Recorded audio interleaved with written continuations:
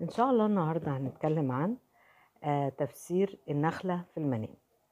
النخل في المنام من المبشرات بالخير، لأن النخل طبعا بيطرح البلح اللي هو التمر، والتمر دوت من الحاجات اللي هي الجميلة جدا في المنام. لو بنت لسه ما اتجوزتش وشافت إنها طالعة نخلة أو شافت نخل في المنام بشكل جميل، فده بشرة خير ليها عن إنها تتجوز حد له شأن عالي، وإن هو هيكون ميسور الحال. ولو سيدة متزوجة شافت النخل في المنام، فده بشرة خير ليها بالذرية الصالحة إن شاء الله، وإنها ربنا يكرمها بذرية صالحة وولد هيكون له شأن كبير، والله أعلم وأعلم.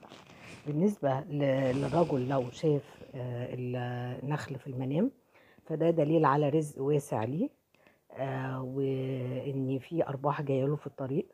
ولو حد حلم إن هو قدر إن هو ينزل التمر من النخلة، فدوت بشرة خير ليه إن في مال سريع جايله، وأرباح هيكون ليها يعني أرباح سريعة، وأرباح هتكون بكثرة، مش مثلا رزق قليل، لا رزق واسع بإذن الله.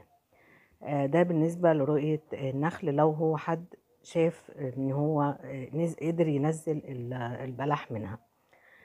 طيب لو حد طلع النخلة فده علو شأن ليه، او لو هو مريض ده الشفاء ليه بإذن الله. ولو حد قدر يطلع النخلة وجاب ثمار منها ونزل، فإن هو أمور هيدخل فيها في تجارة أو في مشروع، وهيبقى له أرباح بإذن الله، بس هتبقى يحاول الفترة اللي جاية إن هو يكون على حذر، ما يدخلش في مشاكل تخص شغله، أو إن هو ما يتسرعش في قرارات تكون مصيرية، لأن كل شيء فاسد في المنام في الأكل، فده بتبقى أخبار سيئة أو هموم أو مشاكل. وزي ما احنا قلنا الأحلام بتبقى فيها رؤى منذرة ورؤى مبشرة بالخير. لكن لو جاب بلح من النخل، يكون مثلا حاسس ان هو طعمه كويس او صالح للاكل، فده رزق ان شاء الله ليه.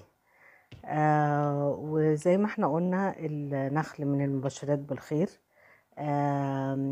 وكل ما هو من الثمار صالح للاكل، وشايف الرائي شايفه بطريقه حلوه، فده بشرة خير ليه. لكن لو فاسد او لسه ما استواش، فدي امور لسه جايه له في الطريق. لو فاسد يبقى مشاكل او هموم لا قدر الله.